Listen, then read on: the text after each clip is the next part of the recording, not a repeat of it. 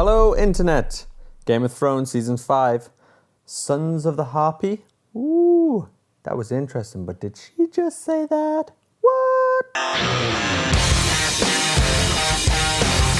So, hello, welcome. You're here with me and my direwolf. As you can see, he's vicious. But that was an episode of Game of Thrones. That was a hardcore getting back to what it does best. Violence, good storylines, plot developments, good underhand tactics by everybody. But wow, I think if we're going to start anywhere, it's got to be the one which got Twitter on fire.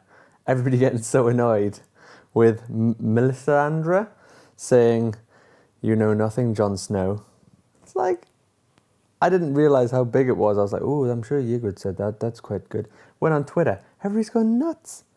But yeah, she's tried to seduce him, but I don't think she quite made it. Jon Snow did just manage to deflect her attempts to corrupt him and take over, but she's creepy. Everybody hates her, and Twitter was just on fire. There was so many people. All the Kit Harington fangirls were just going absolutely nuts, trying to get some sort of retribution for her using that line. And then there was one person who said, yeah, that line just doesn't work if it's not in a northern accent. It's like, excellent. Otherwise, the episode was really full. The Jaime Lannister and Bronn bit was great. You know, Jaime Lannister finally killing somebody with his left hand. It's just, well done. Practiced all of last season to try and get there. So you did it, and your fake glove hand came in handy. See what I did there? Sorry. But yeah, you got a kill, and the Dawn mission is now on with more horrendous accents, though, from the Dawn girls. But let's put that to one side, because performances overall have been pretty good. You know, the corruption with Tommen, the Cersei twistness screws in where she can do. Really, really good. I think a bit which I was really enjoying was Sansa and Littlefinger, except for his accent as well. It was like he's just more and more Irish as the years go on. But Sansa and him, even though she's kind of being corrupted slightly, you just want her to take back Winterfell. And now I think there's a lot of people rooting for Stannis to just plough on down, take Winterfell, rescue her. She becomes the Wardeness. And then, we can be happy. And it feels like George R. R. Martin's is like, or the script in general, is giving us a few breaks in that episode. Well, the producers have kind of said, let's get a few wins for people. Let's give some hope for Sansa. Might go horribly wrong with crazy Ramsay, but let's give her some hope. And then the bit at the end with Grey Worm and Sir Barristan. If it was classic Game of Thrones, you thought, yeah, Grey Worm's dead, the other guy's dead, that's it, we're done. But we got a nice ending. We got a nice ending where it was like action, lots of murdering. Not that that's too nice, but you know what I mean. It was action-packed, and Grey Worm sort of fought back and got in there. It's like, yes, stay alive.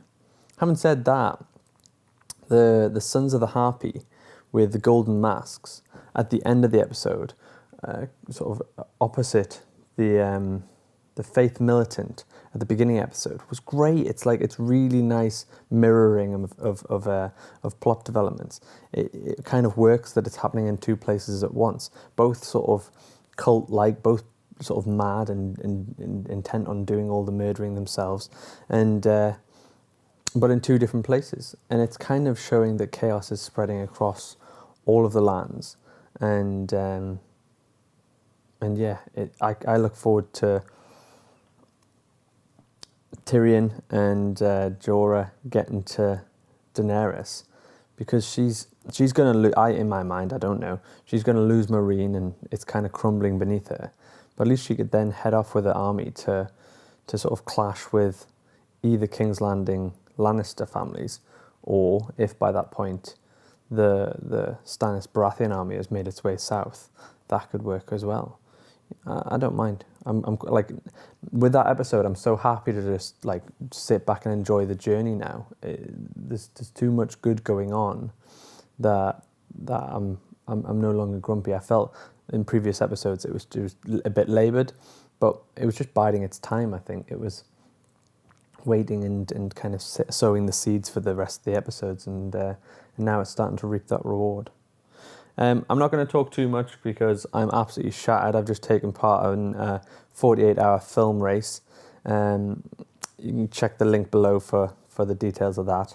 But I was up pretty much for 48 hours straight, so I'm looking forward to some rest. In general, I was absolutely loving that episode. I hope you were too.